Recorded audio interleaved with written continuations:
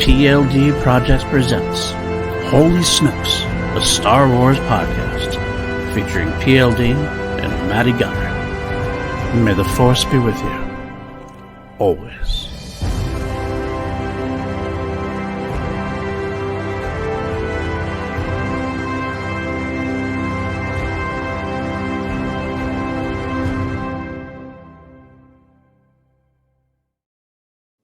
What's up, everybody? Welcome back to PLD Projects presenting Holy Snokes, a Star Wars podcast. I am your host, PLD. This is my sidekick, the hairy one himself, Matty Gunner. How are you doing, my friend?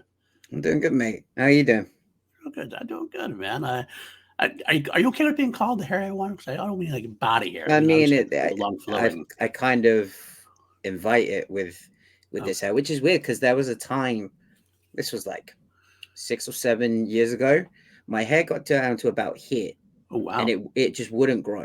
Like I wanted it to grow longer, but it just wouldn't grow. And I was like really frustrated. So I went with the Peaky Blinders, the Boardwalk Empire, the short sides and the long but slick back. And then during the pandemic, it just started to grow. Right. I have no idea what caused it. Because I thought that like I'd hit the length limit of what it was going to go. But then so you're saying that COVID-19 has made your hair grow. That's what you're saying. Yeah. The 5G made my hair grow. That could be. It's funny. I actually my hair, when I tried to grow it out several times when I was younger, my hair always grew out instead of really down. I used that. Okay. Although I did have a couple. I kind of persevered through it. I got down to about close to my shoulders a few times during my college era and stuff. I usually go around with a top knot and stuff when I was just doing whatever. It's kind of weird. I'll just show you some pictures at some point. You won't believe it. I used to have like a full goatee and like almost a ZZ Top type beard as well. I think you need to put that up on the Patreon since you put up an embarrassing moment of me on the Patreon, which is a reminder for you guys who are watching. If you've never been here before, click the like button. Hit the subscribe. We are now our goal of 400 subscribers. Thank you to everyone for that. We're now making our way to 500. Mm-hmm. And of course, you can find us on Patreon. Patreon.com/PLD Projects.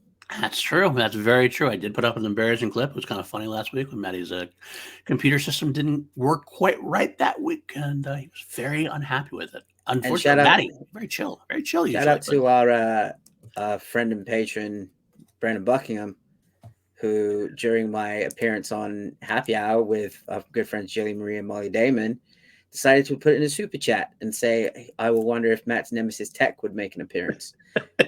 Now, our good friend Alex Damon was also on the show and thought that I was referring to the clone tech. Right, so right. I had to explain, no, it was about my laptop, and there is a video of me raging against the machine. And now Jilly and Alex both want to see that footage.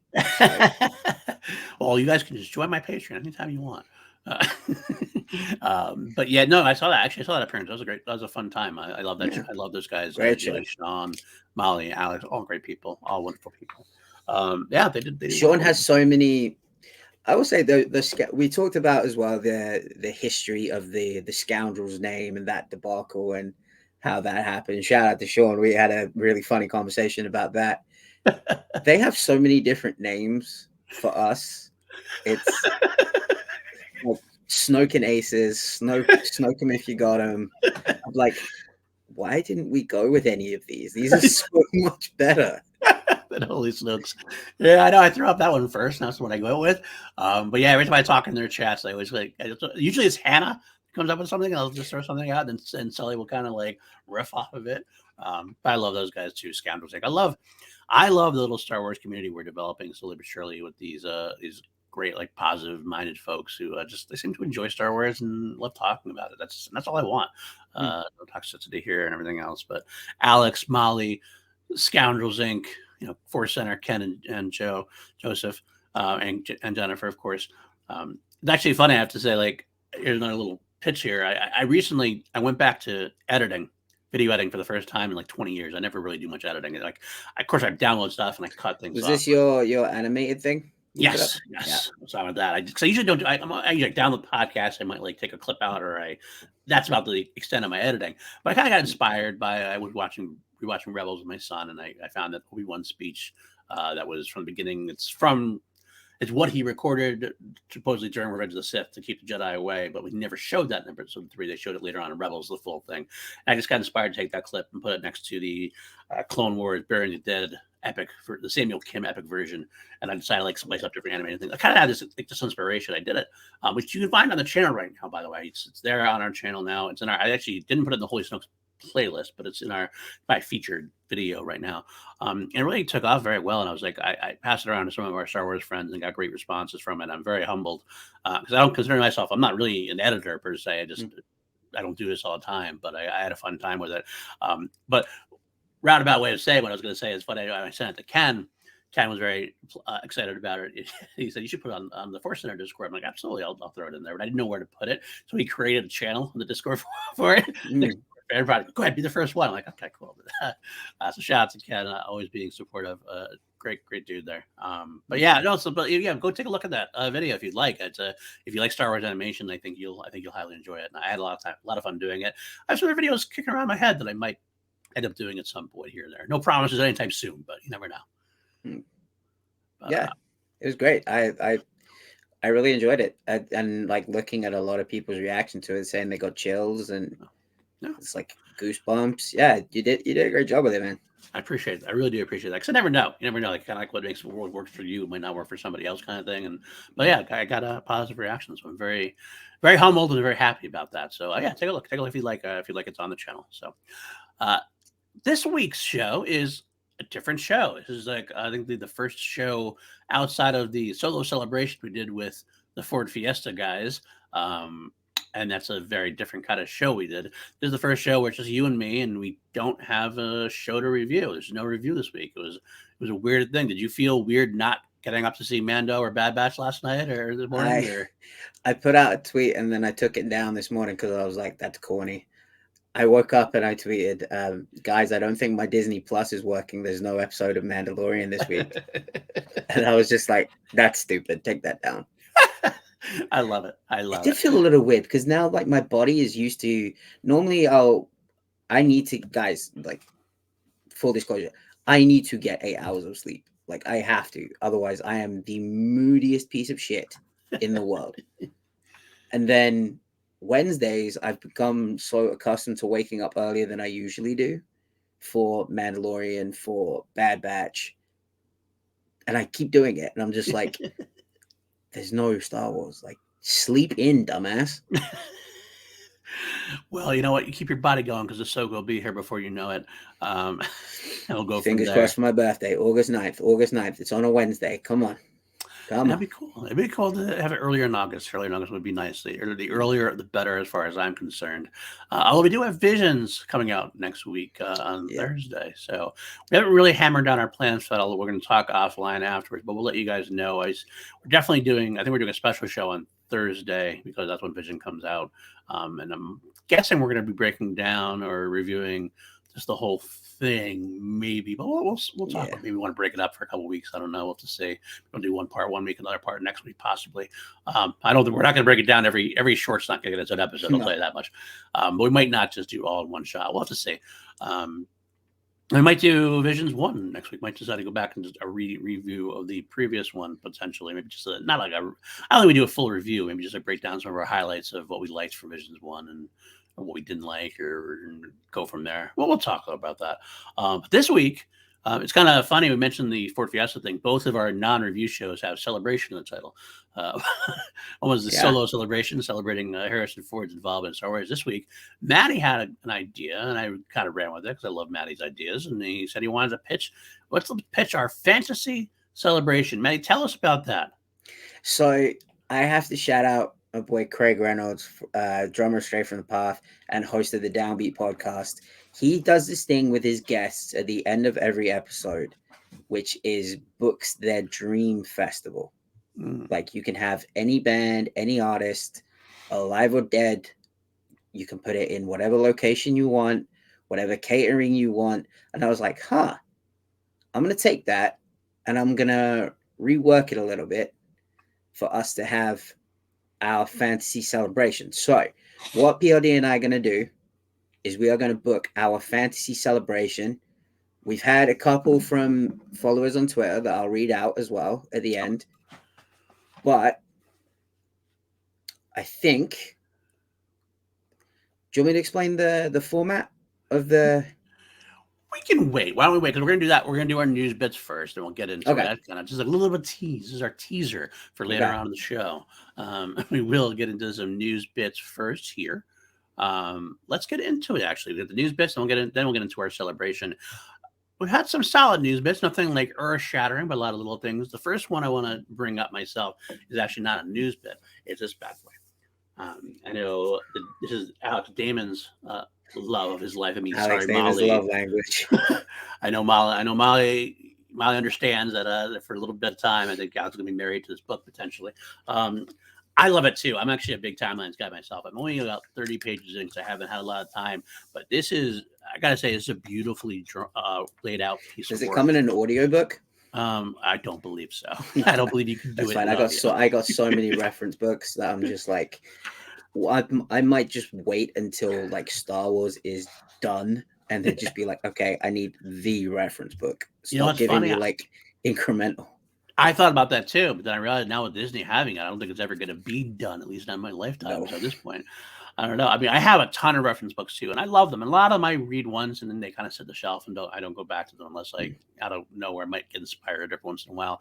But this is one of the ones that I think I'm going to go back to quite a bit. There's just a lot of good stuff in here. And I want to shout out Kristen Baber, Jason Fry, Cole Horton, Amy Rochelle, and Clayton Sandell.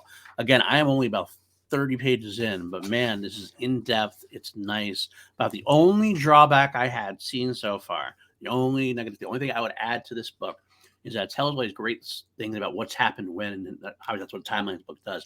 I kind of wish it had like a as told in reference okay. because some of it has it's comic book stuff is in here too, and I've fallen a little bit behind in the comics. I've fallen a little bit behind here in the books here and there. And when I used to say this is from this comic storyline in Star Wars 24 to 27, there's only that kind of thing. Yeah, it would be nice to have that kind of reference to it. But beyond that, it's definitely well worth the price. It's a great coffee table book. So I highly recommend it. Did Pablo have anything to do with it, or was it just those that you mentioned? I think that's what it says in the author book. I don't know if that was who was written by the people I mentioned. I don't know if Pablo actually did something more in there. I'm sure they tried to touch base with the story group and everything else. I'm sure they probably looked into it a little bit, but looks like it was mainly those folks. So interestingly enough, I'll have to see.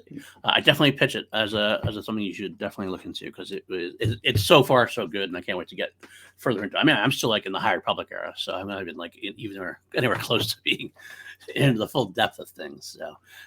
Yeah, absolutely. So, all right, let's move on into some of our news bits. I'm going to start with one of our biggest ones, and I'm going to be honest. I'm going to be, let's say, reading some tea leaves. I've kind of put some things together, and I know I want to speculate. I want to put that clear that this is in no way me saying any kind of sources or anything like that. I don't really have sources beyond a couple of friends of mine.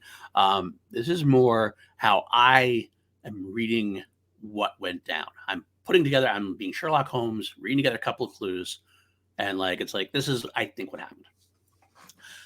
The lead part of this conversation is the idea that John Boyega is returning to the Star Wars galaxy as Finn in the New Jedi Order movie that's coming out with Daisy Ridley, directed by Charmin Obaid-Chinoy.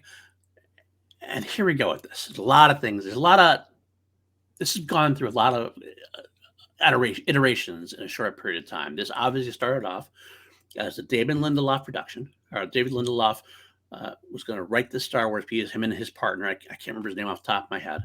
But they were writing the movie. All of a sudden, they announced, it was a rumor that he was no longer involved. They announced that he was no longer involved and that he stepped out. And then Stephen Knight jumped in. In that celebration, they announced Charmin Obaid-Chinoy, New Jedi Order. Daisy Ridley was coming back. That was announced. And a few days after that, John Boyega is now rumored to be returning. Seems a lot of the news sources I've read have come from John Roca. John Roca and Jeff Snyder have their Hot Mic podcast. This specifically was not a Jeff Snyder source who Josh Allen has broken a lot of things that have turned out to be very accurate. I'm not a Mm-hmm. big fan of the scoop game. Not gonna lie, I think that sometimes the scoop game can lead to more trouble It than it's annoys the reward. shit out of me. Absolutely can, but I am human, so when I read these things and and I find out they're true, it does lend credence to me. To go, okay, well, this guy knows what he's talking about. Generally speaking, but I don't know who Roka's sources are. So Roka's sources to me are not someone who I don't trust them yet. Like he says they're trusted sources. Everybody says they got trusted sources. I don't have a ballpark figure on what he's done, so I don't know.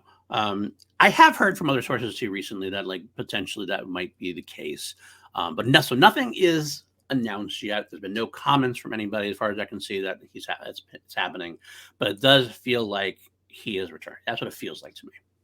Um, First off, before we get into my tea leaf reading, what do you feel about this? Are you happy about this? Are you excited about this? What's your thoughts?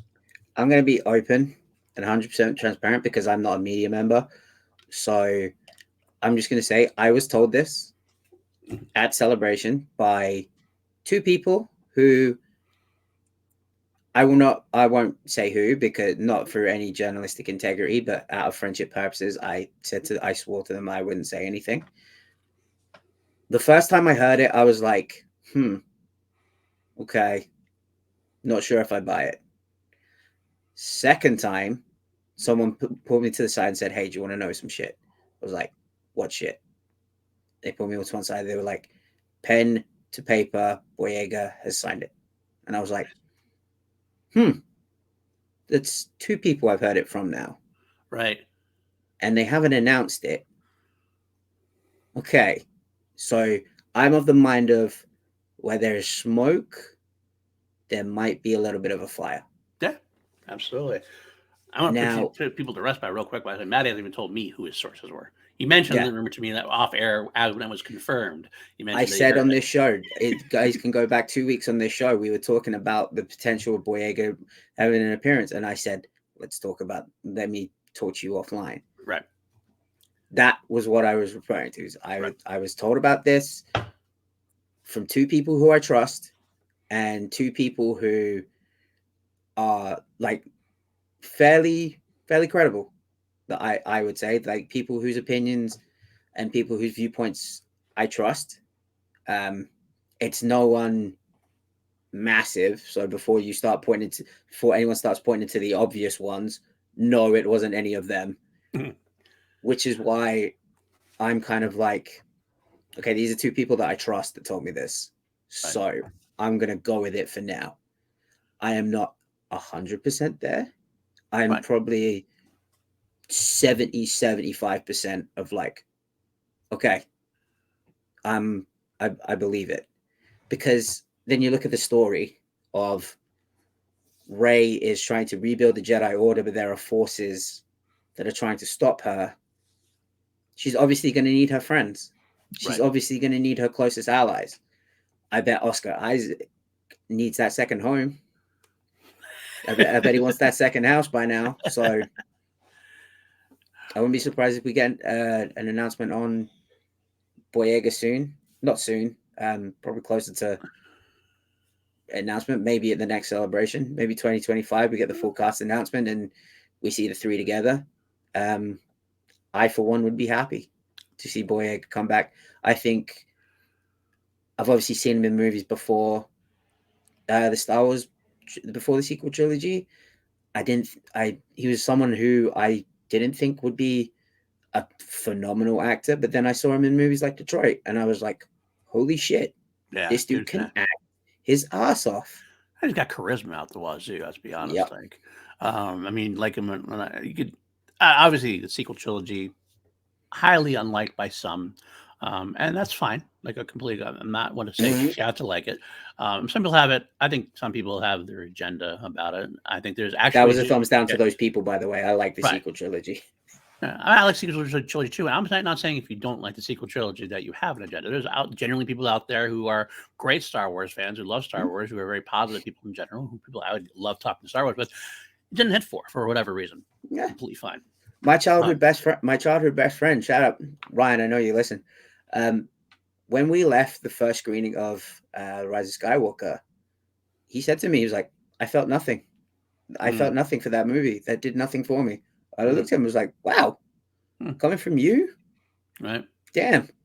Yeah, and that sucks. That sucks. I feel bad for them people, but like it is what it is. I'm not gonna say like you have to. It is what it is. But at the same time, one of the bigger criticisms was maybe John Boyega's character, and John Boyega himself didn't had a problem with his character with Finn as far as like wasted potential, so to speak. Like it was set up well in The Force Awakens, but then he kind of got relegated to screaming Rey a lot and not fulfilling potential that was there. I don't think it's necessarily true. I think that's over criticized. I feel like I still love Finn's journey. I mean, him riding the horse on the Star Destroyer, leading the battle is a great. I think it's a great storyline of how he came from being a reluctant hero to someone who is going to take charge and be a real leader of the resistance, toppling the First Order. I think there's a lot to be said about that. You can agree, you're not, or disagree. That's fine. We can have that argument if you want. But either way, at the end of the day, I do know that John Boyega himself was not entirely thrilled with how things went down. So the fact that if he's gonna come back, and I believe he is, I really do believe he is because I'm going to talk about the tea leaves soon. I really do believe he is because I enjoy his presence. I think giving him a shot to really get some of that development that he didn't get, some to make him happy about his character. I think it's a great idea. I think it's a great thing. And if we're going to have Rey back, we should have Oscar Isaac back and John Boyega back. Mm-hmm. If, and this is a big if, it depends on the storyline itself. Because if Daisy Ridley and Rey is a central character, and then she needs her peeps. If Rey is not the central character, we don't really know. I mean, it's kind of been like she's been announced and she's going to be a big focal part. And I've heard tea leaves, and she said leading the whatever. But if she was more of like the Obi-Wan to Luke Skywalker in this film kind of thing, then maybe Finn and Poe wouldn't have as much room, and like, would that be okay if he came back and was still kind of second fiddle? Like, if he comes back, it feels like he's got to have a story for him. So, I mean, I think it has to have her being like the central and him being a central character with her to make it like compelling to make him want to come back. But if it does, either way, I'm glad to have him come back if it happens. I think it will happen, and I think we'll hopefully get some great development from Finn. I believe we'll finally get to see him wielding a lightsaber. The Jedi thing was something that was teased in Rise of Skywalker. That was one of my criticisms of Rise of Skywalker. I actually love Rise of Skywalker, but the fact is they were gonna they had the moment when they were going to tease that he was force sensitive, but they kind of then backed off on it. But since then, we've had like Lego Jedi. I know Lego is not canon, but the Lego Holiday Adventure where Finn was training to be a Jedi. I think it's canon adjacent. Exactly. I kind of feel like they wouldn't go that far out of the realm of thing, like if it wasn't something that was supposedly going to happen or happening or whatever. So I believe we're going to get that. But this is the part where I'm going to read the tea leaves, and then it'll wrap up what I'm trying to say about it.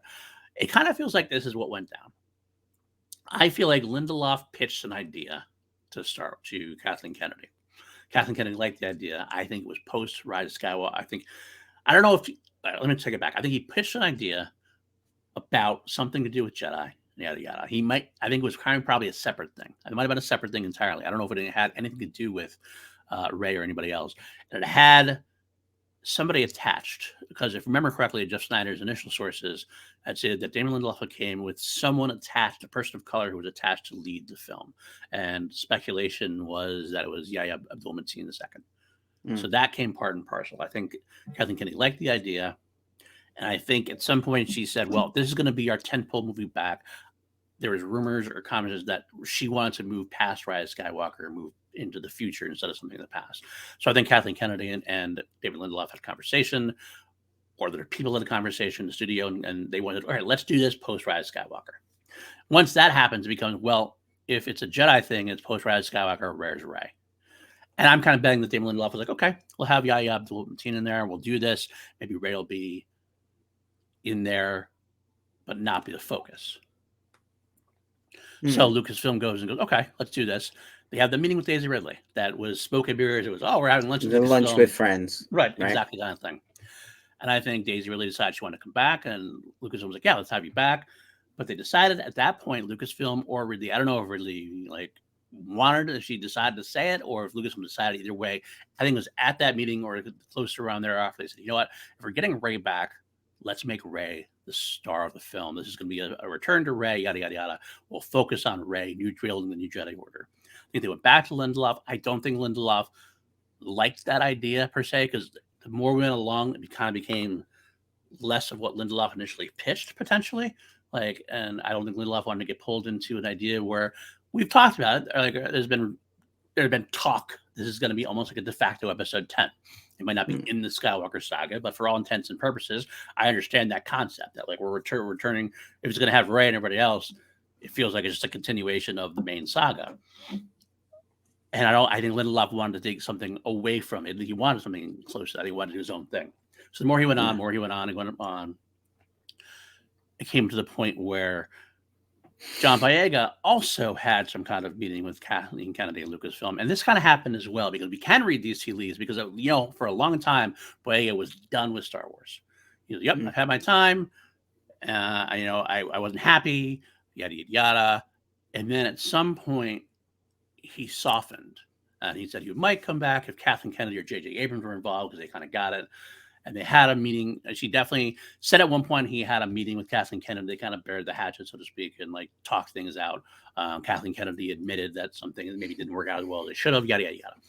So if that's true, it feels like at that time he was probably like, yeah, well, I'll come back.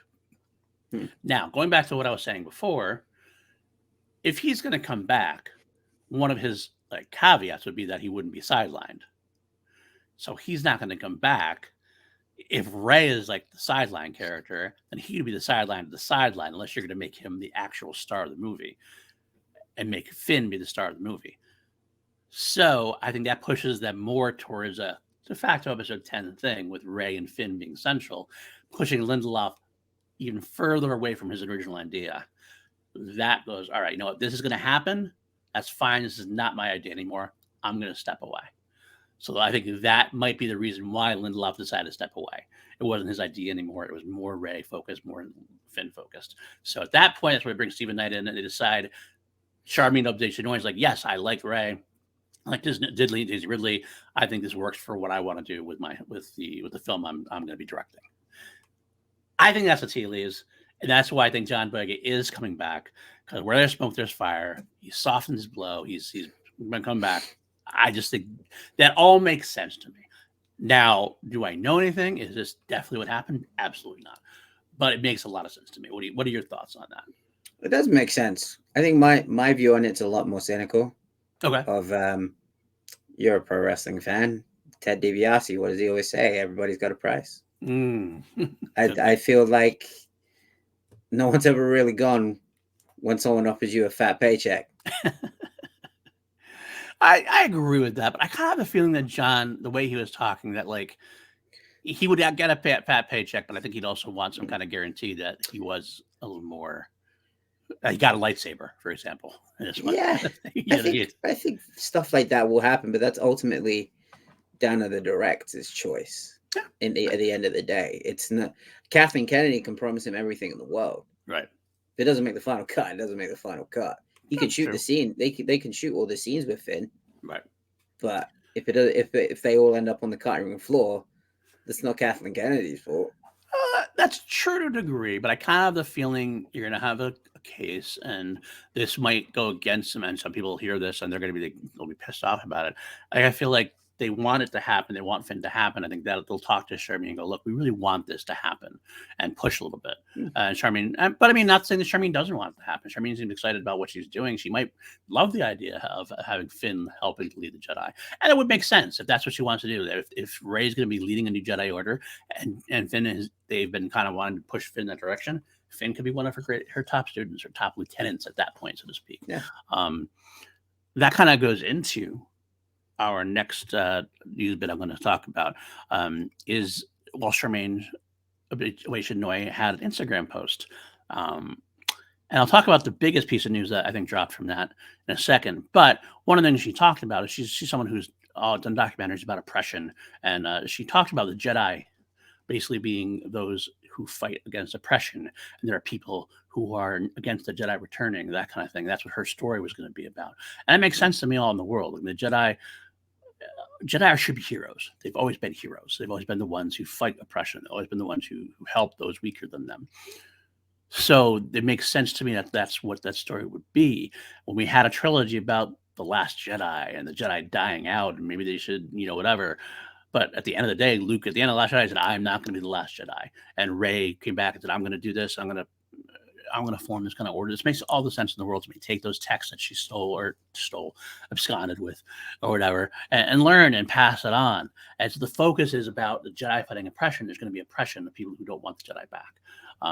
So having someone like a Daisy Ridley in charge of that, having a John Boyega as one of those key roles makes a lot of sense to me to fit what Charmaine Obaid-Chinoy is saying, and she's excited about it.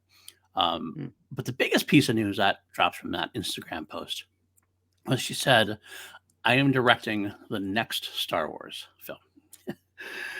Now, we had the drops of the 3 films, obviously the New Jedi Order film, the Dave Filoni New Republic film, the James Mangold Dawn of the Jedi film.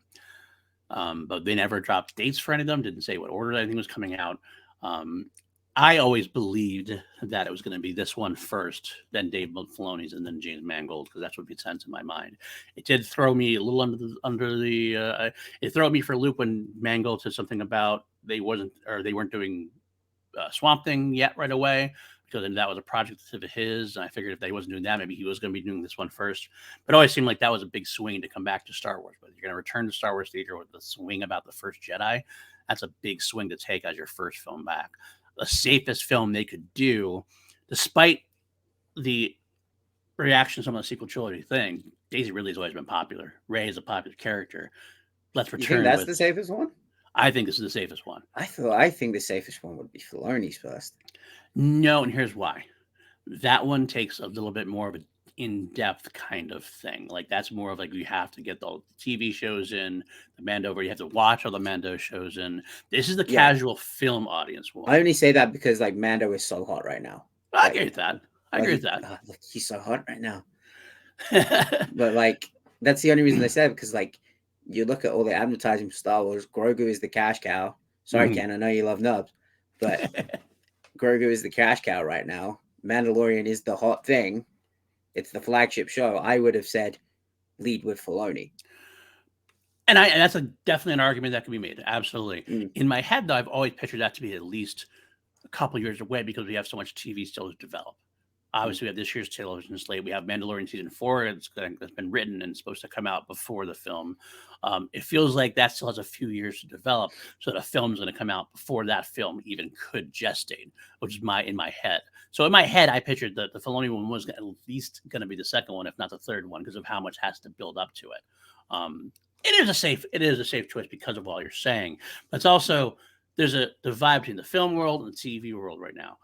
Still, and we're getting closer, obviously, with the Mandoverse culmination happening on the big screen. That's going to be the big linchpin of getting those two to combine more.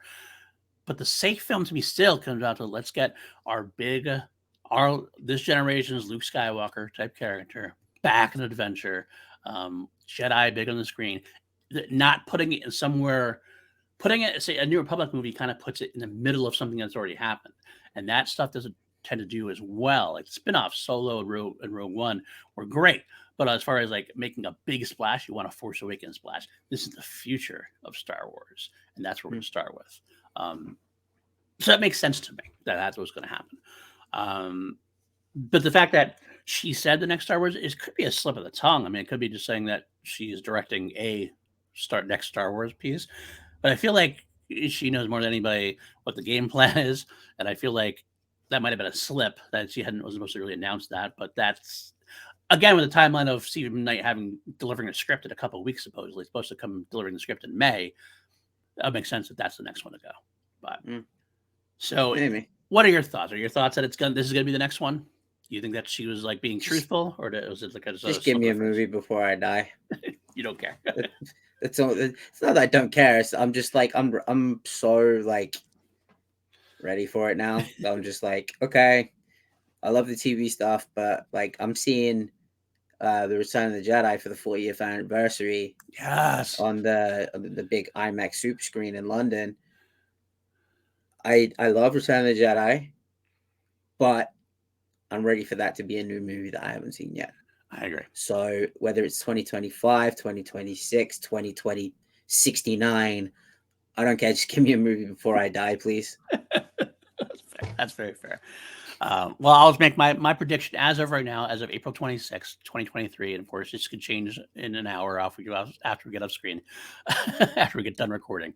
I think that this is the next film. I think it will come out in 2025, most likely December 2025. It could get pushed back a little bit with all the rumors that Disney really wants them to stick to this landing. And that's plenty of time in this kind of modern state of filmmaking. 2 years is plenty of time to film and get everything done by that time.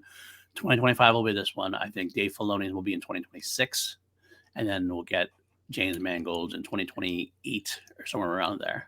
I do think Mangold will probably be either second or third, just because of what he said on the Celebration live stage when someone asked him about if they're using the volume. He was just like, "Nah, we're going all natural." I was just like, "Okay." Yep. Could be. So exactly. That's part and parcel for everything else going on. So, all right. Well, that's all we got there about those pieces of news. Let's move on to a couple of news pieces before we break into what we're talking about as far as Fantasy Celebration goes. We have a confirmation from Forrest Whitaker that Saw Gerrera is returning to Andor season 2. He mentioned it in an interview. This is obviously was speculated as part of the press release from Lucasfilm that he was going to be a part of it.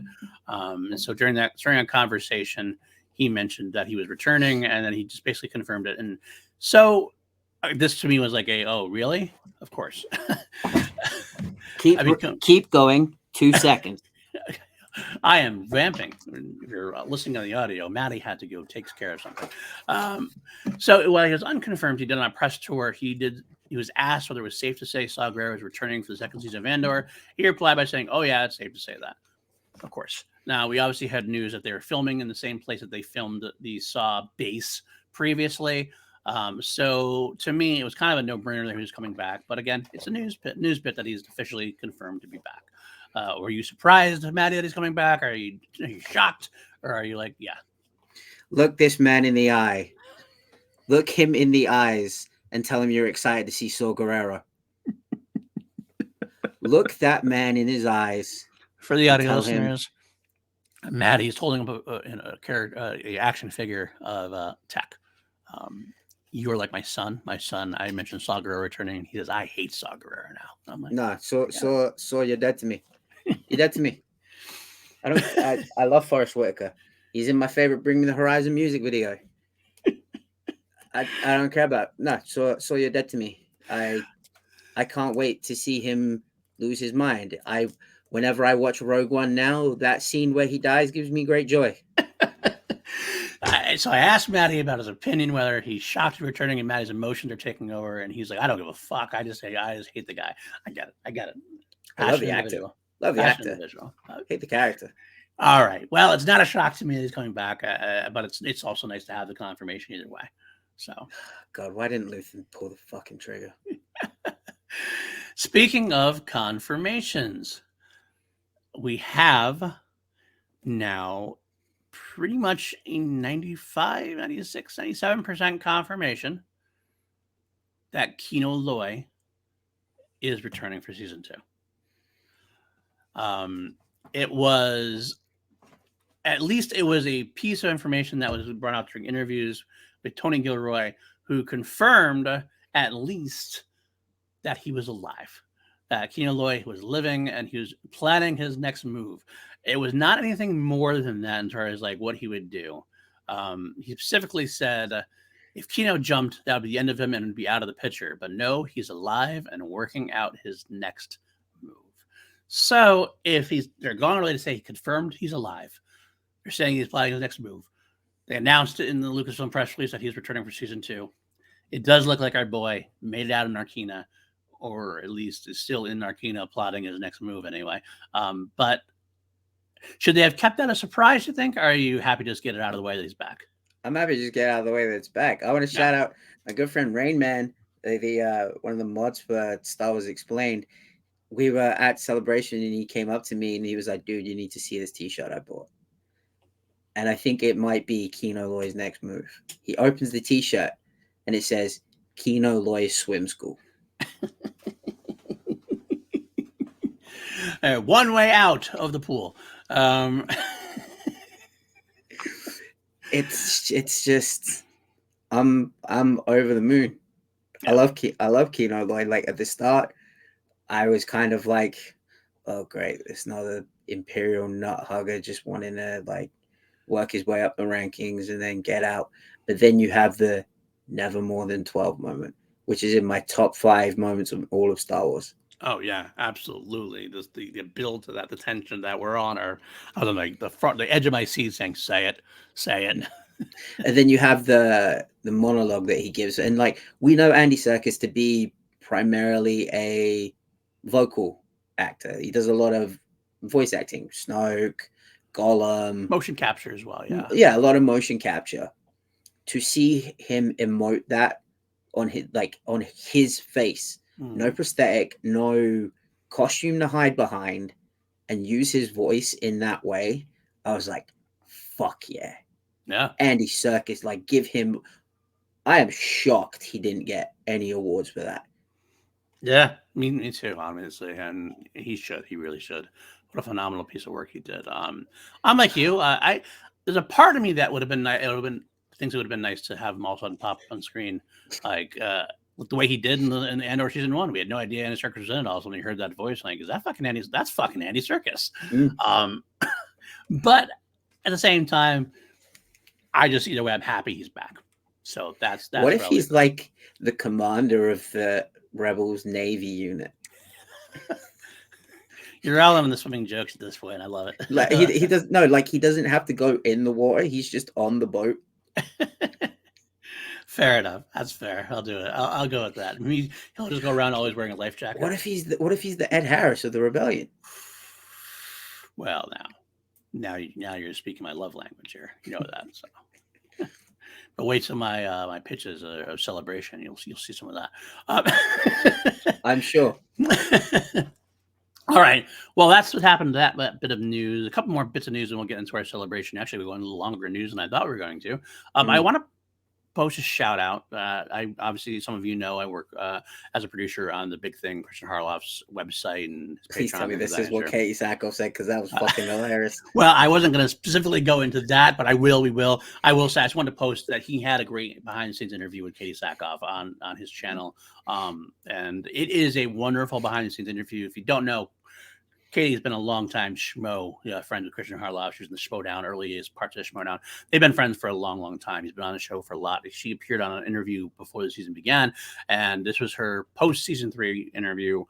She's very comfortable in that studio with Christian, so I feel like sometimes that can be a good interview to have because she's not guarded. She's not. I mean, she's not going to give spoilers away, but she's very much herself, as referenced by the clip that went viral. Regarding the exact quote was something to the effect of that Uh, 70% love Bo, love what she's doing, 20% hated Bo, or 20% weren't a fan of what was going on, 10% just hated Bo in general, and of course 2% just wanted to sit on the. I gotta shout out. I gotta shout out my friend Nikki Kuma from the Imperial Senate podcast. He put up this hilarious tweet last night that I saw. He was like, getting a photo up with Katie Sackhoff wearing a T-shirt that says "I am the 2% is now a celebration goal." I was howling. So Nikki, if you're listening, shout out to you. That was incredible. Well done. But that's the kind of thing she's not going to hear that, and like, you're not going to hear that kind of thing in an interview with like any just a regular journalist or Entertainment Weekly or Variety or anything like that. So you get this kind of relaxed feeling.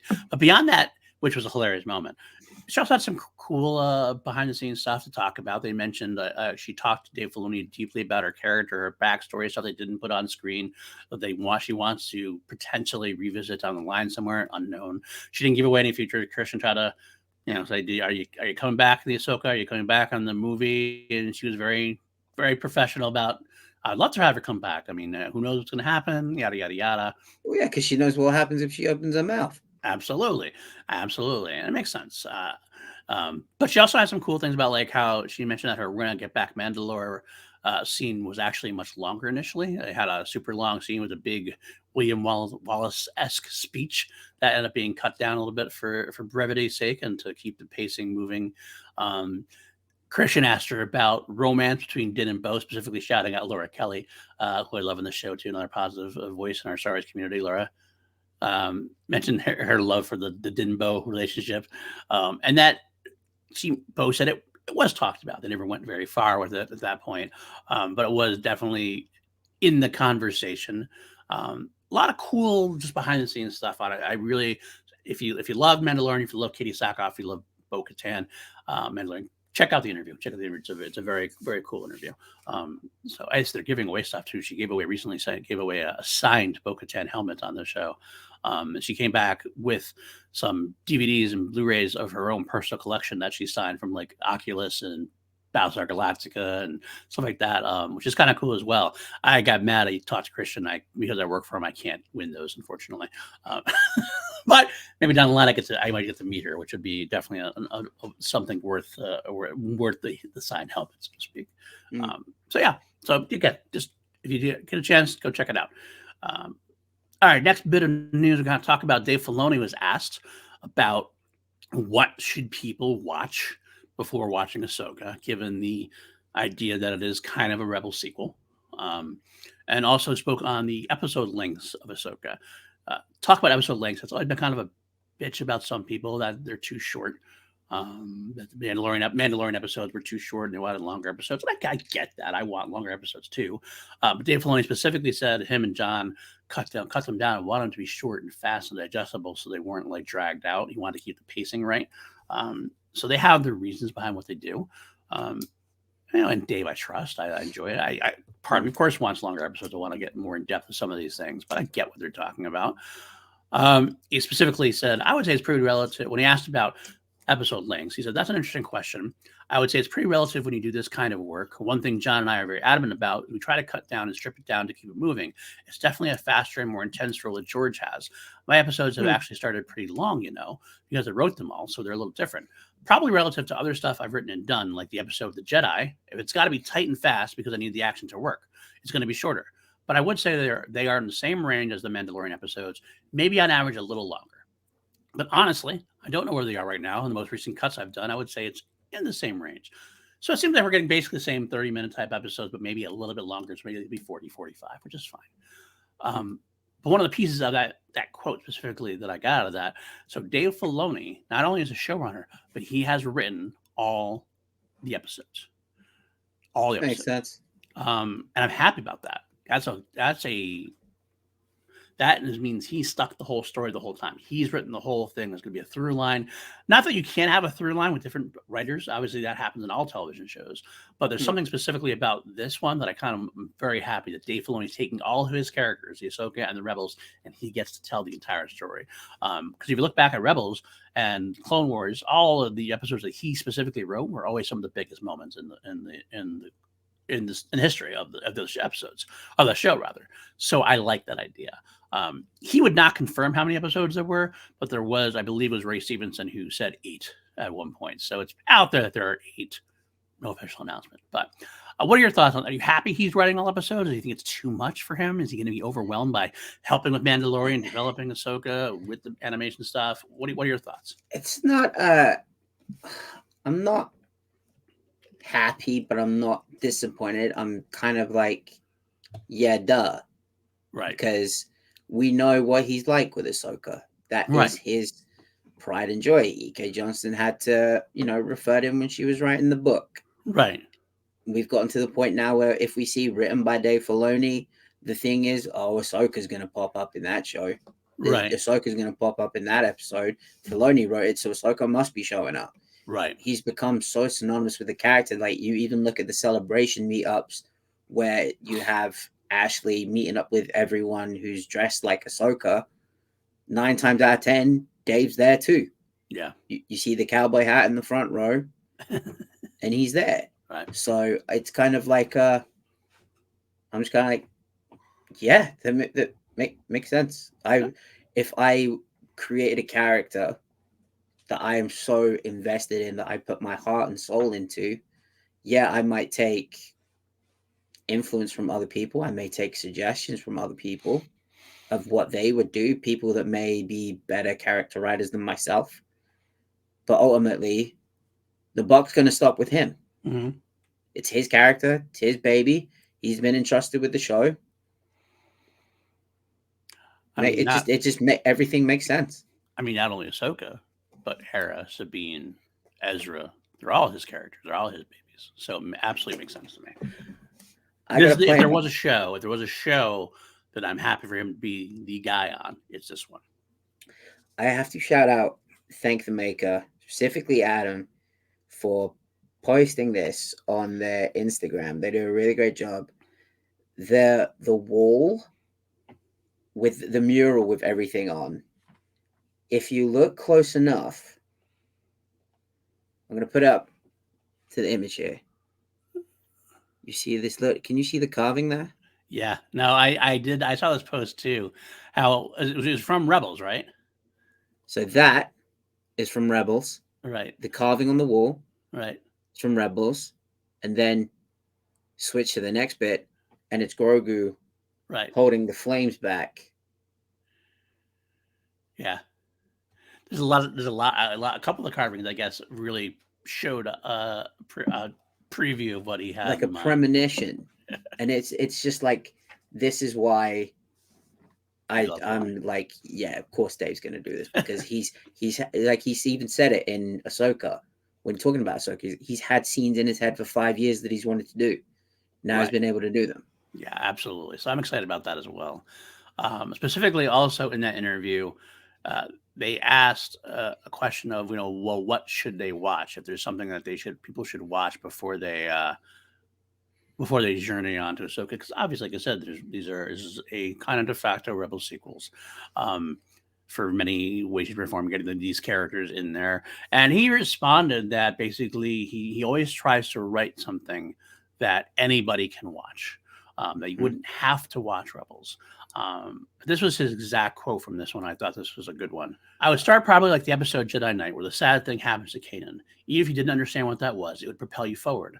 If you just watch season 4, you'd be set. You can start with that, and you get that these rebels are fighting this tyrannical empire, and that would get you everything and everybody you need. You don't need to do the entire gamut of Rebels, but you should. Once you watch that, you were like, well, I'm going to watch it all. Yeah, I've been very aware when writing these things, you don't need to have seen any of it. Not that I don't want you to. I want you to, but you don't have to.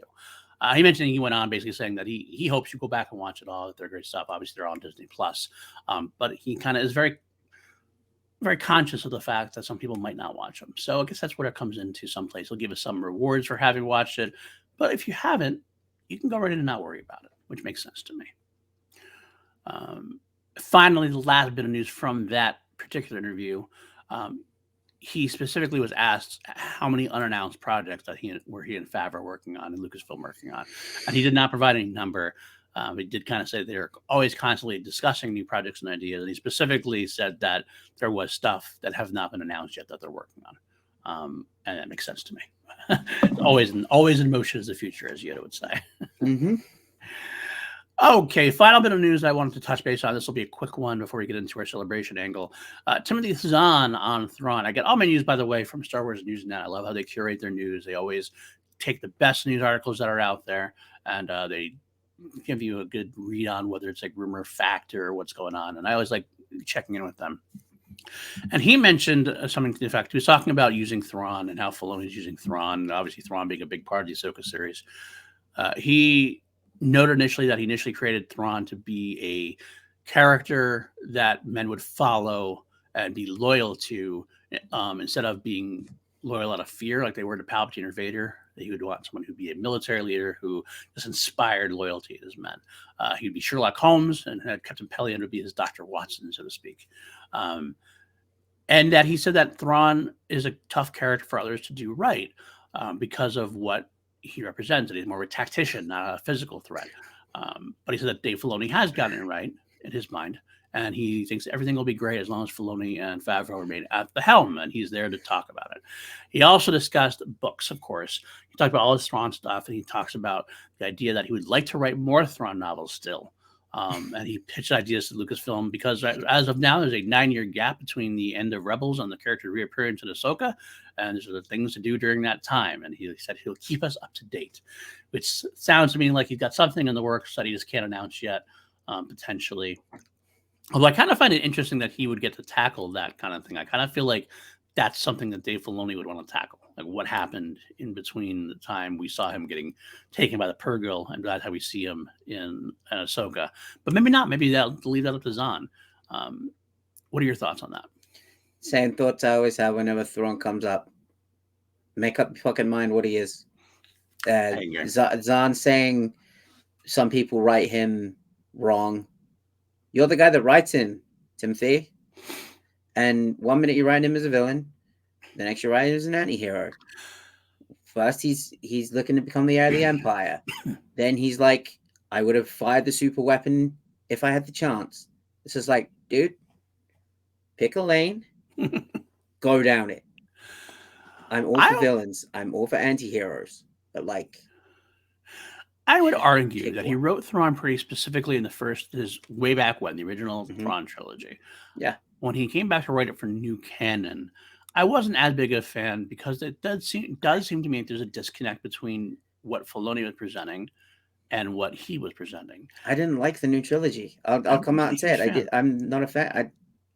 It's okay. It's not that I didn't like it. I just felt nothing for it, and it felt like this isn't the Thrawn that I read about in the original trilogy. This isn't really the Thrawn that You're I seeing in Rebels. watched in Rebels. It seems like he was trying to go the Thanos route of trying to like make him relatable.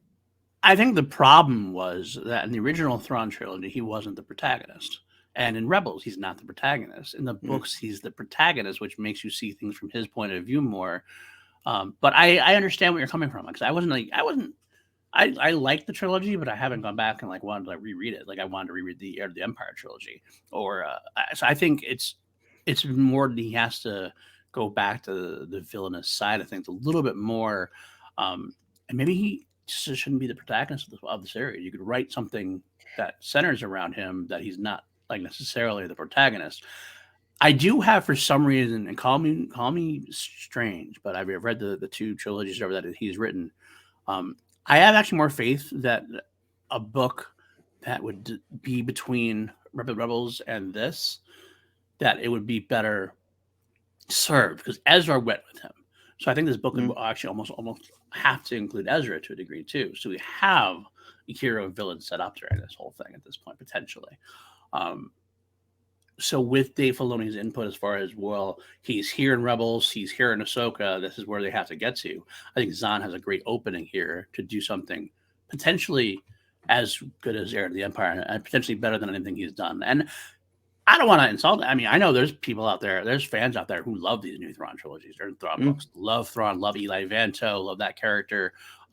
They talk that this is like some of the best Star Wars writing they've ever read, and great. I'm happy for you. I love that I love when people find stuff that they like in Star Wars, whether or not I love it. But for some reason, I'm more on your side. I'm not a huge fan of the Thrawn books we've gotten. I have faith that he can do good with this one, and I don't know. Maybe maybe I'm Yeah. blind faith, maybe I'm blind optimism, but I kind of like he has a roadmap in mind to kind of make him like the Rebels villain more. Go with it. The thing with Thrawn is, and I know I'm gonna go to my favorite villain because I know him best. Maul in Darth Maul Shadowhunter. He was written as a vicious, angry Jedi hunting killer. Right. The young Maul who was angry, just wanted to prove himself. Right. Prove himself to his master. You can write a story where the villain is the central protagonist, but they're not a good person. Right. It can be done. Mm-hmm. And my thing with Thrawn is I don't want to relate to him. I want him to strike fear in my heart. I want him to be 3 steps ahead of the heroes like he always is. I don't want to feel sorry for him. I don't want to feel sorry for his people. I want to feel like, damn, this guy is a badass. Agree. That's the kind of villain that I want. He's almost like he's more like a Bond villain. Yeah. Like I don't want to associate with him. I don't want to, feel like I can relate to him. And I get that the whole thing is redemption, and especially in the Disney era, like you have Gore the God Butcherer and Thanos, where you're like, we relate to these characters. Sometimes you just need a villain to just be a villain. I agree with you 100%, and I like where your head's at, and we're on the same page. I think as far as that goes. And again, I think that will. I think if Zahn has to do a story that takes place in that time frame with the beginning of where he is and the ending of where he is, I think we'll get more of that. I think we'll get a better, more villainous Thrawn in that angle. Because I think Zahn is a great writer. He's a wonderful writer. Yeah, great writer. So I'm hopeful. I am very, very hopeful. So, all right, look at that. We're an hour in. We're just did the news. Man, A lot of news. a I lot more wasn't expecting that. I wasn't expecting that much. Yeah. When you were like, "Oh, we got a few news topics to talk about," I was like, "Oh, okay, cool." And then I was like, "God damn!" So Star Wars, take a fucking break. so let's get into it now. Let's get into our fantasy celebration for the next little bit here. Matty, take it away. You will lead the charge. This is your idea. I'm leaving it in your capable hands. Okay, as I said, and I'll give him a shout out again. Shout out to Craig Reynolds, drama from Straight from the Path, host of the Downbeat podcast. At the end of every show, he has his guests book their dream festivals. You can have any artist, can be anywhere in the world, any accommodation. The after party can be whatever you want. So I am taking this into typical PLD projects style. We have custom made categories. We are going to book first our dream location. Now, I have put a caveat on this that it cannot be at home. No. I'm not allowed to pick London. Paul's not allowed to pick New York. It can be anywhere else in the world. It can be in space. I thought about that, to be honest. Real space. But then we have accommodation. What kind of accommodation are we going to have on site? Kind of catering? What kind of food is going to be available? And then for each of the 3 days, this is going to be a 3-day event, because I thought 4 was way too long. We're going to have a celebration stage panel and a second stage panel for every day. Then we're also going to have the evening's entertainment. Are we just all going to hang out in a hotel bar? Are we going to have, some big parade? That kind of a thing.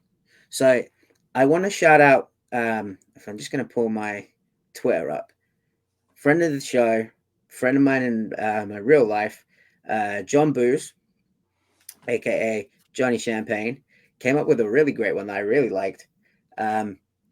This will be good for you. He said he would hold it in New York City. I'm in. His dream panel is Star Wars: The Expanded Universe, featuring Timothy Zahn, Kevin J. Anderson, Michael Stackpole, Troy Denning, James Lucino, and Shelley Shapiro. Nice. And the entertainment would be the Blunder Dome Strikes Back Live Crab Game Edition, which is John Booze, myself, Zach, Brian, Alex Damon sometimes joins us, Sean Sullivan. We will play like silly games on Twitch, and like we have drinks, we have a good time. Doing that live, just us in a hallway playing red light, green light, which is essentially like the crab game version of Squid Game. That live, I'm all for it. That's great.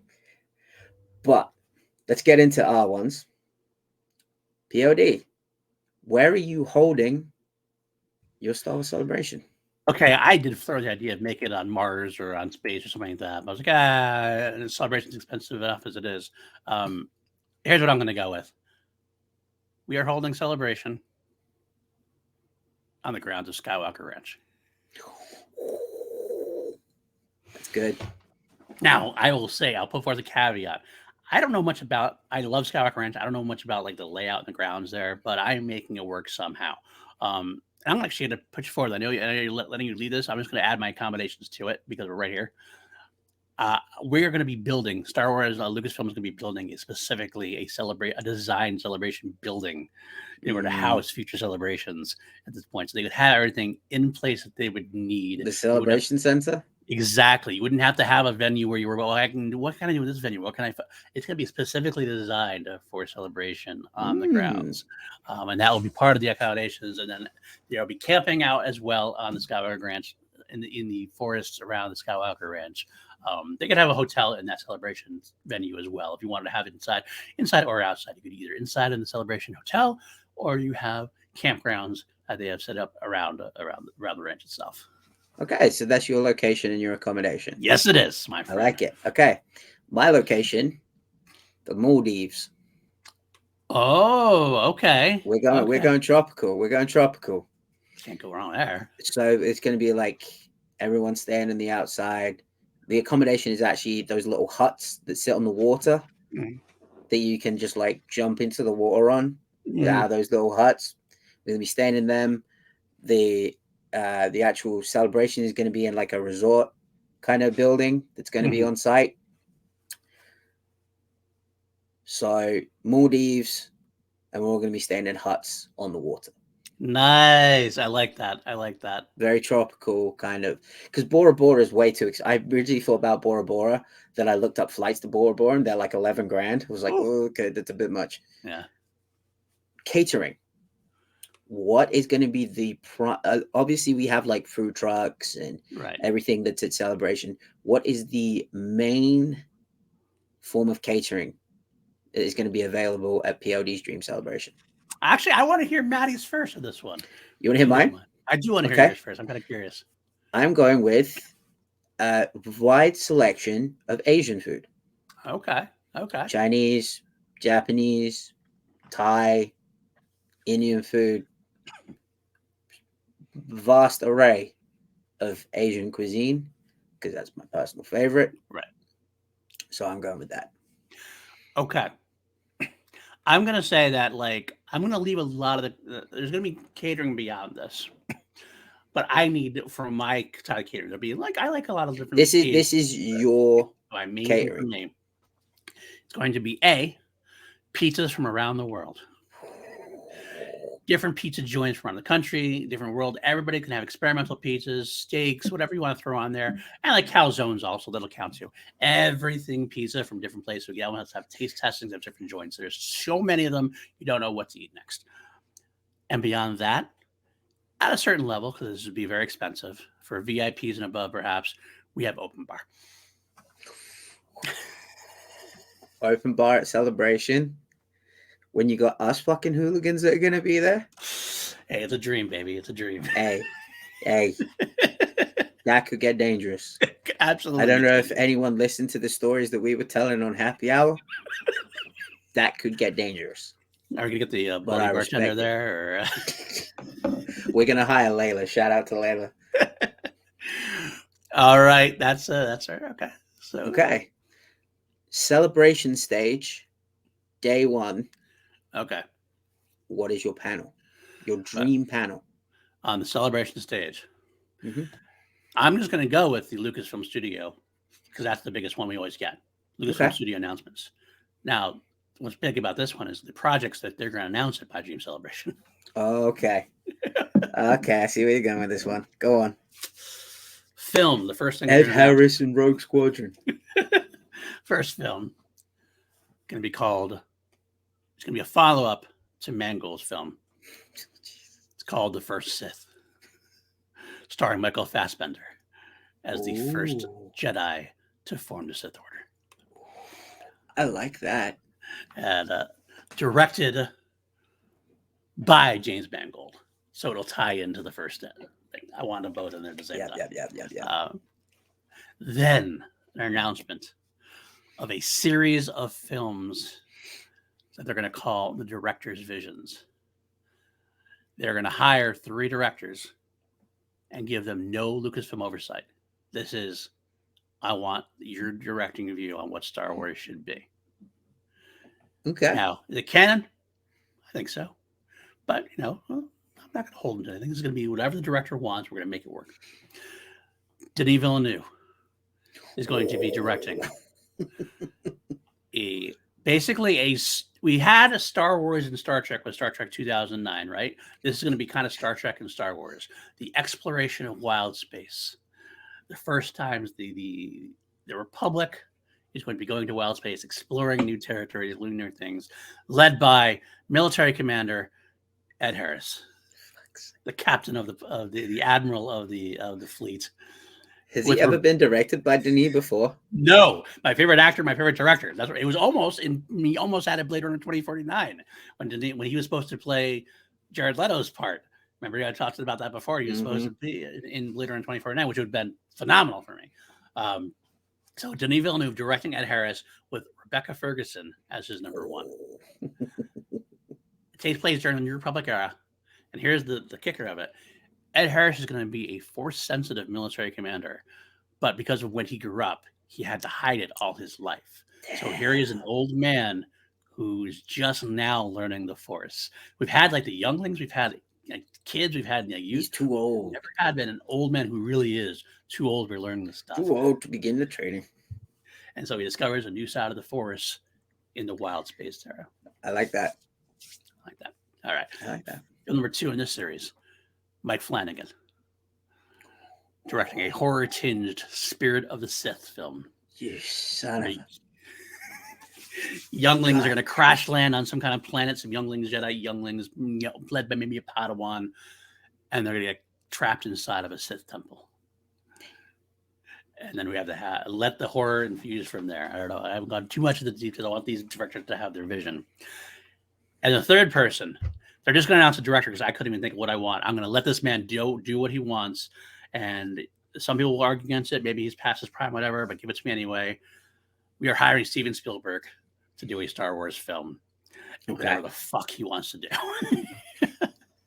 He could do like Skeleton Crew, the movie. Something like that. Something to that effect. Whatever he wants to do, it's him, his adventures in space. Let's do it. Finally give Steven Spielberg to do after helping with episode 3. 2 more things they're going to announce. 2 Disney Plus series they're going to announce. Live action now. This is all live action. Crimson Dawn series. Oh, now speaking my language. Basically a solo 2 in series form. Han's in it, Lando's in it, Kira's in it, Maul's in it. Who's playing more? You getting Sam or you getting Ray? I'm getting Sam. I'm getting Sam to play. I might have a Ray do it. I mean, Ray had those issues. I'm not sure. I mean, that wasn't really his issue. No, it's his wife. But you know, Sam. I've met Sam in person. Fucking jacked. Yeah, I love Sam. I love Sam to do it myself. He's jacked. He could do more. Maybe the combination. Ray Park with Sam Witwer doing the voice again, potentially. Yeah. So, maybe. That'd be something to do. And finally, Disney Plus, New Republic era film, or series rather, starring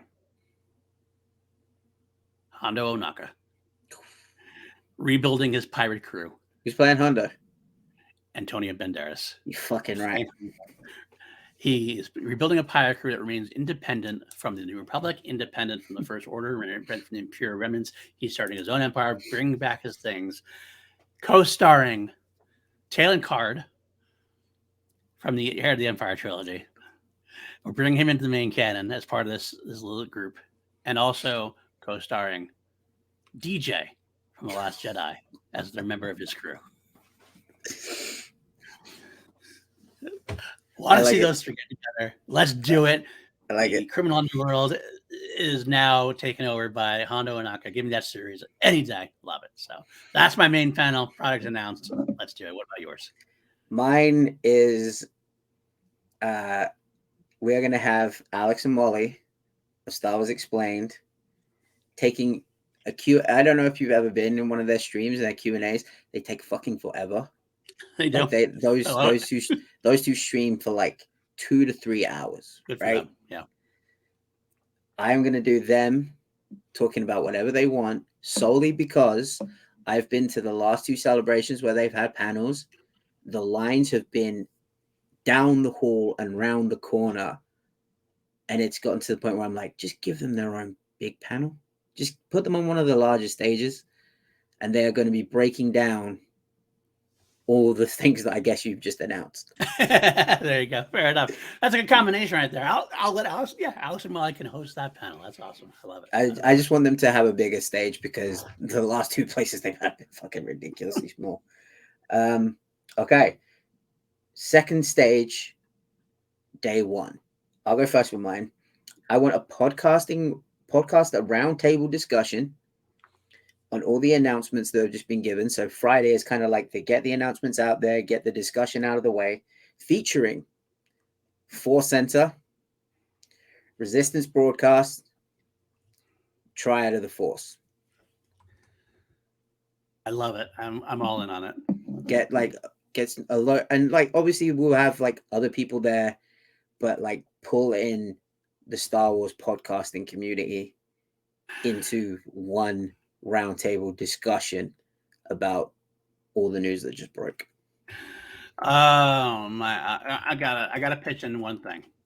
Go on. That's my Saturday Twin Sun Stage, other thing was going to be Okay. a positive Star Wars community where we all talk about everything that was broken down the previous thing. It involved Force Center, Alex and Molly, Resistance Broadcast, Holy Snokes. Yeah, I put us on a panel. Fuck it. Triad of the Force, and we're all at one big positive. We're on a panel for mine coming up. Don't worry. Okay. The Positive Star Wars Community podcast. That's our this Twin Sun Stage on Saturday. So that's a little spoiler for mine, but I had to bring it now because you mentioned it at one point. So, all right, cool.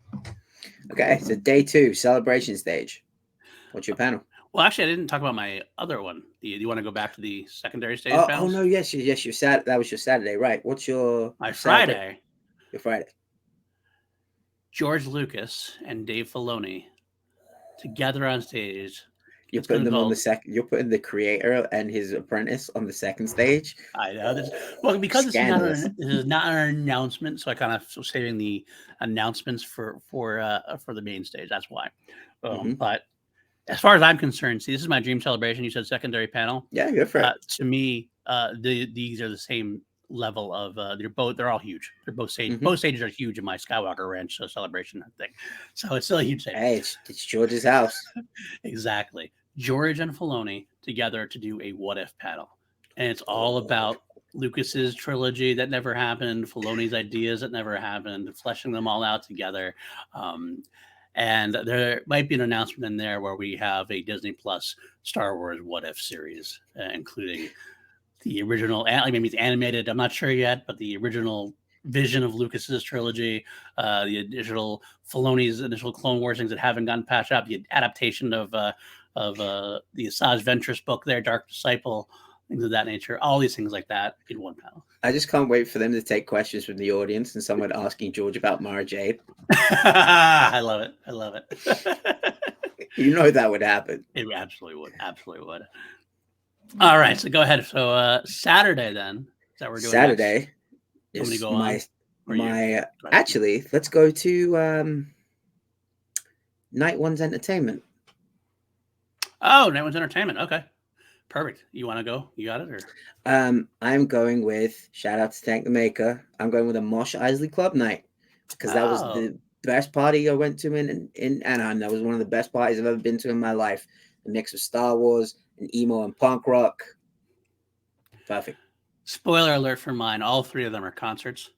And they all end after the concerts is an after-hour clubbing. So all three of them are the same type of thing because it's perfect. So why mess with success? My Friday concert is the Kevin Kiner and the Kiner Brothers doing music with a full orchestra and doing the animated Star Wars suite, so to speak. Followed up by a clubbing experience and fun and drugs and drinking and all that kind of stuff. So, so what's your night one? Is that your night one entertainment? Entertainment was it's the Kiner Brothers concert and the clubbing afterwards. That leads right into my celebration day 2 panel. So on the celebration stage, a behind the music panel with Michael Giacchino, Ludwig Göransson, Kevin Kiner, with special guest John Williams. Matty. Sunday, my Twin Sun stage panel, my secondary singer, the music of Star Wars, Kiner, Williams, Giacchino, Ludwig Göransson, John Shirley rather, John Powell, everybody who's ever done a Star Wars soundtrack, a panel with them on the music of Star Wars. Absolutely. Same thing, basically. Which one was that for? That was my Sunday secondary stage, but again, mine are on same size stages. So, what's your celebration stage for day 2? Day 2 celebration stage. This is where we do the animated announcements, the Lucasfilm animation panel. Because in my world, animation is just as big as the studio live action panel. And with obviously Dave Filoni's there. Obviously the Bad Batch people are there, and Jennifer Corbett and Rao and things of that nature. We're announcing a couple of new projects to be had because we're expanding animation out to have as many live action projects as many animated projects as live action projects. Product we're announcing. New Republic series, animated, Clone Wars style. I've already pitched it before, so I want to have it happen. A Clone Wars style cartoon that takes place after Episode 6, featuring Luke, Han, Leia, Lando in different like you have the Clone Wars, where 1 week it's one arc is a Luke and Han adventure, one's a Luke and Lord Santeca, one's Han's Leia, one's Lando event, and we're gonna do that in New Republic side. That's gonna go for 8-10 seasons. It's gonna overlap and it'll lead into, in a way, I would lead into the Mandoverse film that's happening at the end as well from the other side. What's happening with the big people from the saga, so to speak. Okay, nice. Secondary project announced: a sequel to Tales of the Jedi. It's Tales of the Dark Side. So basically, it's Vader piece, Palpatine piece, Darth Bane piece, Inquisitor piece, various different Dark Side, little small shorts that can't be told in a big, or that haven't been told in a big story, overall story. Third piece of news announced: a sequel to the Bad Batch, because Bad Batch is ending. So we're having the next Clone Wars to Bad Batch to this. We're going to call it Rex's Crew. Rex's Company. I don't know. I'm workshopping the title. It's an untitled one right now. But basically, it's 501st. It's going to be Rex, Echo, and Company, and their fight against the Empire after the Bad Batch retires after Bad Batch season 3. It's going to be Rex. I mean, my positivity here, they're all living. They're all making it through. You should have all the members of the 501st Legion come out on stage for that. That's a good idea. That's a good idea. I'll have the 501st: Rex, Echo, Cody, and Crosshair. Crosshair joins the boys. He doesn't want to retire. He never wants to retire. That's not his thing. So let them retire. Let them, like Wrecker and Hunter can want to retire with Omega somewhere. They'll be in the series at times, I'm sure. They'll make guest appearances. But the main focus is those people: Crosshair with Rex, Cody, and Echo, and whoever else is there, Gregor, Wolf, those kind of people. So basically the clones continue their own tale, animated wise. A few more. We got 2 more announcements we're going to make. They're going to announce a series of one-shot animated movies. It's going to become an ongoing series. Like every year there's going to be at least one 90-minute animated movie done on Disney Plus, focusing on characters that might not get their own series. For example, we're going to have a movie about Wedge Antilles and Poe Dameron together. Formation of Rogue Squadron, so to speak, or how Rogue Squadron will work after that. We're going to have a movie about Quinlan Vos. And we're going to have a movie about Captain Rex, specifically a Captain Rex-centered movie that takes place between episode 3, between Siege of Mandalore and where he is in, where we get to see him in Rebels. Like, I know he obviously is in the Bad Batch. He's got that series I got developing the Bad Batch stuff. This is stuff that happened where he was when he wasn't on screen with everything else. So, okay. At this point, so one big movie that way. And finally, again, this is my dream, right? So anything I want. Anything you want. Coincide with the Hondo live action series. We have a Hondo animated series as well, and takes place between episode 1 and episode 2. And it's called the Hondo building the pirate empire. With the pirate king of Hondo Ohnaka. So you get to see him with everybody else with everything that he did with I'm blanking on her name now. God, not Asajj Ventress, the bounty hunter, Aura Singh, and with Jango Fett, and all he's going to have building up all those relationships we know about in the thing. Maybe he'll run into a Jedi or 2. Obviously, it'd be kind of fun. Yeah, that's my little series there. I actually initially pitched the Hondo live action series to be a 2-parter, like it would take place in the New Republic era, and he would talk about this era, and we get flashbacks. But I said, you know what? Let's have them separate. We can give myself 2 Hondo series. Fuck it, it's my celebration. Yeah, I love it. More Hondo, more party. Absolutely. So, all right. What about you then? What's your Saturday? My Saturday second stage panel is titled "You Can Never Be Too Emo." The punk and emo influences of Star Wars, featuring Thanks for Making Podcast. I love it. I'm all in that panel. I'm all into that panel. Well, that was my Saturday. Same thing as mine was the positivity Star Wars, the us breaking down everything these bits. So that's mine. So, what about your Saturday entertainment? This one.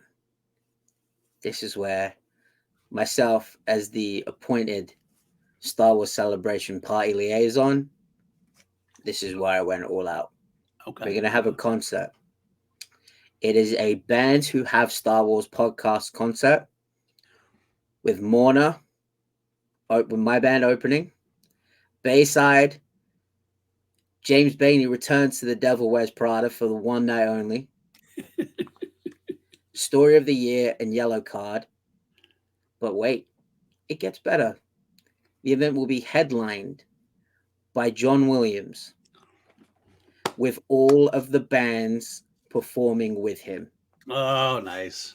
Oh, With, very nice. oh, wait, it gets better. So not only do we get the orchestra, John Williams conducting, a bunch of rock bands playing with him, we get an appearance by the one, the only Max Rebo. Perfect. You couldn't have a better content than that. That's perfect. It's just some random dude in a Max Rebo costume playing the keys. Man, you went well into detail on these more than I did. I got to be honest with you. Mine's much more simple than that, but I'll take it. Saturday's concert is a rock concert doing Star Wars, led by Brian May, performing Brian May doing Queenified classic, compelling classical rock versions. He's going to be leading an all-star band. I don't even know who's going to be involved, but no vocals. It's all instrumental. But some of my favorite guitarists in the world are going to be there. Nuno Betancourt will be there. I'll get Eddie Van Halen's son in there as well because I like his chutzpah. All sorts of classic rock guitars are going to come doing under the direction of Brian May, who does the arrangements, and they're going to be doing a rock version of Star Wars. So that was my idea for Saturday night. Followed up by clubbing and drinking and raving and things like that. Mark Ellis will be very happy that you included Wolfgang in that. Of course, absolutely. As I did that specifically for him, but. All right, then I guess that leads us to Sunday, huh? Who wants to go first for this one? I'll go first because it's kind of funny you mentioned the reader, the viewer who posted his celebration thing you read out earlier. Yeah. I had a very similar panel on Sunday. It was going to be the Expanded Universe panel. Timothy Zahn will be there. I'm not sure who else. I'd actually decide. I admit this is one of the things I kind of ran out of time with. I want to decide who was there, but it's going to be basically the idea of an Expanded Universe panel about the history of the Expanded Universe, where it stopped as far as Lucasfilm concerned, as far as when Disney bought Lucasfilm, and at the end of it, they're going to announce that the Expanded Universe is opening back up and going to be an alternate universe still, and that we're going to have new projects that take place in the Expanded Universe in both movies, TV shows, live TV shows, books, comics. It's all going to be branded as Legends still, but we're going to have new stories in that continuity period. Nice. I think that some people have loved that idea. Some people who have had agendas have pushed that as well. But there's other people who just love the Expanded Universe. That's what they grew up with. So why not give it to them? I think Star Wars is big enough. We can have two separate continuities going and not be confusing. It's only branded a certain way. There's Star Wars and there's Legends. But Legends has its own brand, its own continuity. Let's open up those stories again. It's a lot of fun to have there. Nice. So. It'd be kind of funny actually to have, instead of saying, "Whoa, we cherry picked from the Expanded Universe to bring them into canon," we'd actually bring some new canon characters into the Expanded Universe. That'd be cool. Kind of cool to see, kind of thing in a way. So interesting to see Din Djarin messing around with that Boba Fett or that. You know what I mean? Kind of like that. That'd be kind of cool to see. So let's do it. Let's fucking do it. What about you now for your Sunday? Now, my celebration stage panel for Sunday. This is a big one. This is probably the biggest one. This is a dream panel for myself and two people that have been on this show before. My celebration stage panel on Sunday, closing out the event, the Ford Fiesta live with special guest Harrison Ford. Okay, one problem. Are Paul and Adam going to be able to actually run the panel without being like goo-goo-eyed starstruck? They're going to have to. They're going to have. Maybe we can bring in Dan Merle to like moderate it, keep everyone like heads cool. But Adam Witt, Paul Preston, the Ford Fiesta live with special guest Harrison Ford. I'm all in. I love it. Let's do it. Then feeds over to my second stage panel. Okay. Because we're going to be keeping that grumpy old grouch busy. Harrison Ford is then going to go over to the second stage for the You Need More Scoundrels in Your Life panel, hosted by Scoundrels Inc. and Holy Snokes, featuring special guest Harrison Ford discussing all the scoundrels across Star Wars. I'm all in. You have sold me 100% of the way. I mean, granted, I don't know how you couldn't sell me if I'm going to be on stage with Harrison Ford. So let's do it. Let's go. Let's fucking go. I love it. I already talked about my Sunday panel was the same as yours, the Star Wars, the music of Star Wars, the Kiner, Williams, Giacchino, everybody who's done it. That's my Sunday panel. So that's how I closed it out. Love it. So what about your Sunday night concert or Sunday night event rather? We've had the parties. We've had the big parties. Everyone's been drinking. We're all probably hungover to hell. The day that everyone leaves Celebration is always the saddest day. So it always sucks. It feels like you're leaving summer camp and all the cool friends you made, you're not going to see them for a while. Right. So we're going to end the weekend with some laughs. Okay. We're going to have a comedy show, 4% Alive. I love it. I love it so much. It's a perfect thing. With special guest Mark Ellis. Bingo. I am all in. I'm all in on that. I love that. I'm going to actually take that and I'm going to count that as part of what I want to do too. Oh, wait. Sorry. I forgot. I missed the headliner. Okay. The headliner being Mick Mayfield himself, Bill Burr. Bill Burr. Okay. My Sunday was going to be, this is where I can have a full-on John Williams concert. We've teased all those with the music. Let's have the legend close it out with John Williams. Although I do like your humor side, I kind of want to steal that and put that maybe as the opening act, maybe so then close it out with the John Williams thing. Maybe I don't know. We'll figure. We'll make it work. I mean, Metallica have a comedian open for him, so absolutely. So, all right, that is going to be our celebration. I love it. I would only add two things. I have two miscellaneous things I want to have. We have actual tickets to the stages, like a signed seating kind of thing, where like you buy a ticket, you get a ticket. And I'm also going to add my streaming room idea. That somewhere at anything that is exclusive footage, you want to keep it exclusive so you don't get into the main stage. I get why they don't even put it on the celebration floor stage, so to speak. So we're going to have a streaming room. It's going to be the size of a celebration stage, Galaxy stage. That's going to be running all throughout the weekend.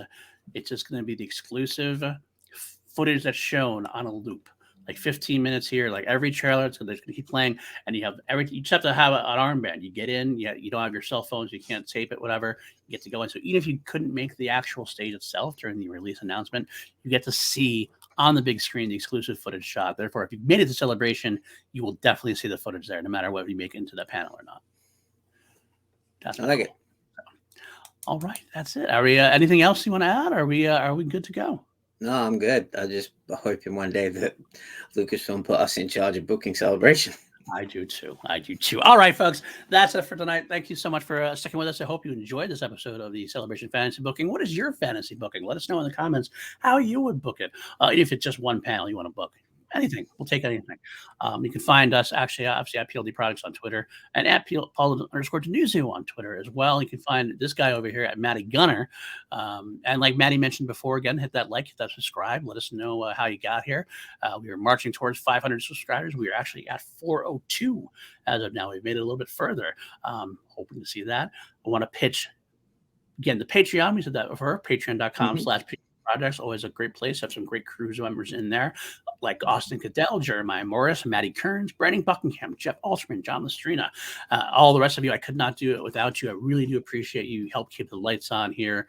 And we have a lot of great stuff here at PLD Projects. This is not just a Star Wars channel, although we do have a lot of Star Wars stuff. There's Holy Snokes every week. Like I mentioned before, the animation I just did, the Obi-Wan's a Message, which is on the channel right now.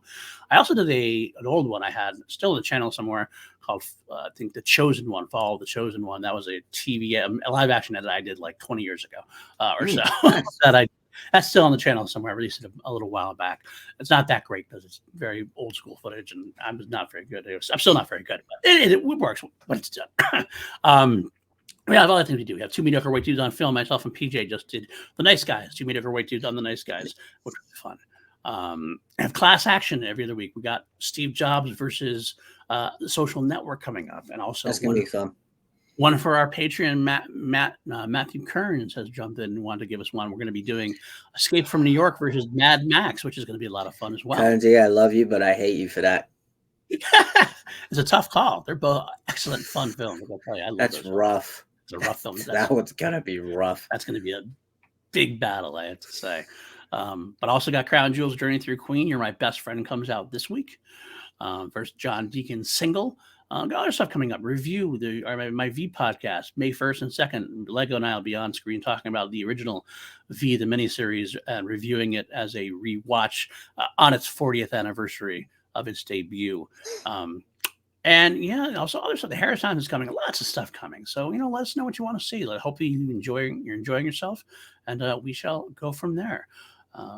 Next week, I'll let you know as soon as I know. We might actually do 2 episodes next week. Do Visions season 1 on Wednesday, and maybe then follow it up with Visions season 2, or at least the beginning of season 2, if we can get it all in on Thursday. So keep an eye out, ear out for that. Anything else you want to add, Matty? No, it's everything we got going on right now. We got a lot going on. Channel's booming. Starting, things are happening. Things are happening. Absolutely. Well, thank you again so much, guys. I can't wait to see to talk to you in the future about things, and we will see you next week on this show, and hopefully stick around to see other stuff. So, till next time. May the force be with you always.